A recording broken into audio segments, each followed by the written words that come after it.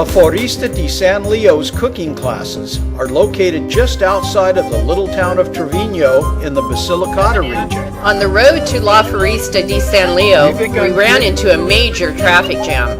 Well, as sheep were crossing the road, their dog tried to stop our car. He was very persistent. Once we got there, this was the view of the valley. Wow. The farm was beautiful. We headed to the kitchen. Maria greeted us and brought us into the kitchen. It was spotless and very modern. It had all state-of-the-art equipment. Maria and her helper. We all donned our aprons and hats. What a good-looking crew. Valerie translated for us. We started and Maria wanted to volunteer. It was Dale. Who else? He looked very professional in his apron and hat. Maria started. Through hand signs, they got through to Dale what they wanted him to do. Dale needed a little help with the cutting board. But he did a good job. A little olive oil in the pan. There goes the hand signs again. Sautéing the shallots. Adding 2 whole crushed cloves of garlic. A quick stir. Maria gave Dale some house-made tomato sauce. The tomatoes came from her garden. It was just a little early in the season for fresh tomatoes. Adding the tomato sauce to the sautéed shallots and garlic. Another quick stir. Add a little basil. And a little bit of oregano. A small amount of salt. One more stir and leave it on medium heat. Let's make some pasta. You need the right flour. Add water a little at a time until you get to the right consistency. Keep working the dough. Fold it into itself. Now the class gets to make some. It looked a lot easier when she did it. What a mess. Go team. Nancy finally got it. Yes, I did. Needed to roll it into a long tube. Then cut it into pieces.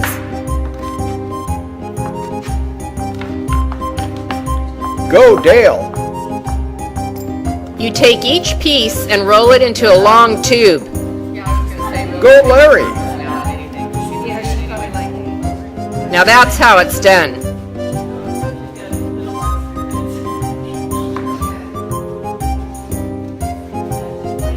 I think they got it.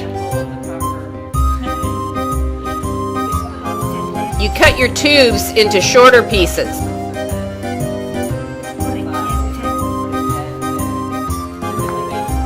Now to make the pasta. You press it around a wire, then roll it. Wow, it's like a bucatini. Using the same basic dough. You roll them on a wooden pasta mold. Now that's cool pasta.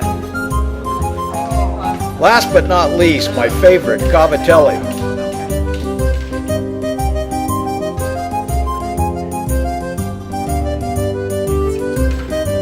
I think my nails were a little too long. What a mess, but they still tasted good. We all made our own. Put them on a tray to dry a little.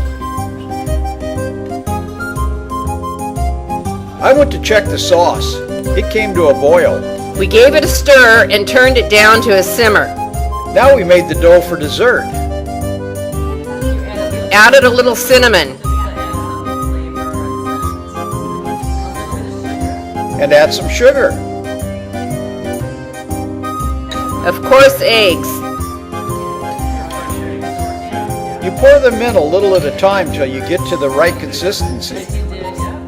Larry helped mix this one. Everyone else watched. Except Vicky, she was on her phone. Maria gave Vicky a timeout. They cut the dough into pieces.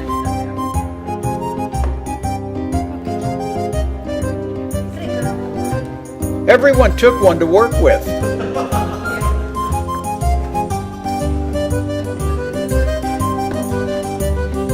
a little flour on the board and rolled out the dough. Once rolled out very thin, you can cut it into strips.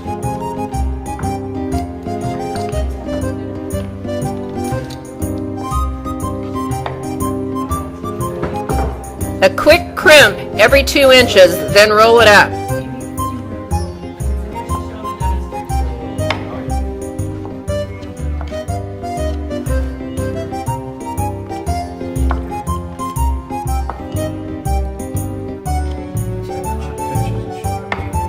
Nancy and Joanne rolled up a lot of them.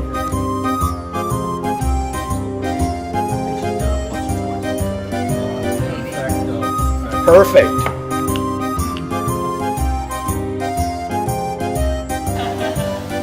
Into the oil to see if it was hot enough. She fried them all.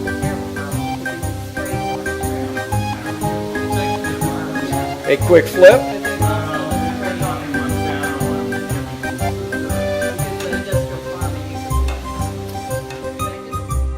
Very light and golden brown.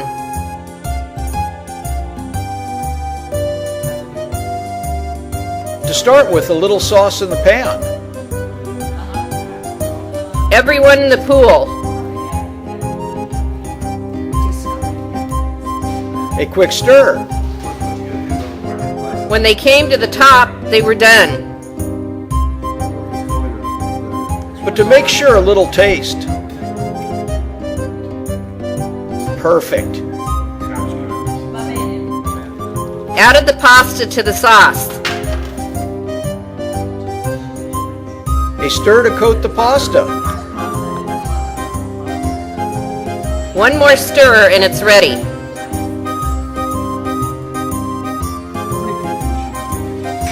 Everyone helped themselves.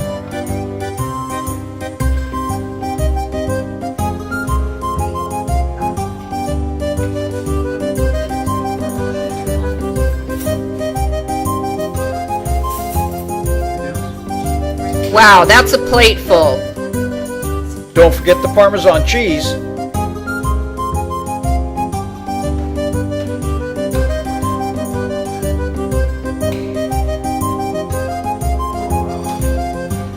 A little extra sauce for me.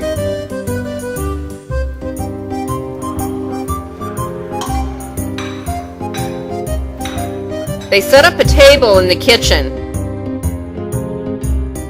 A great red wine. Salute, Cendani.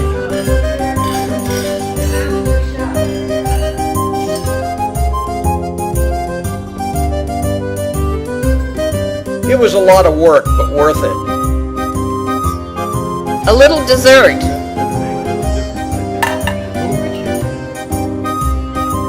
Sprinkled a little chocolate on it. Added drizzled honey from the farm next door.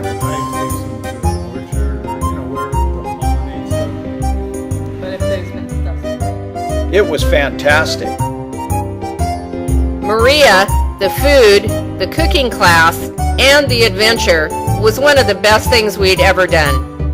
We all gave them 5 stars. She deserved a lot more, but that's all there was to give.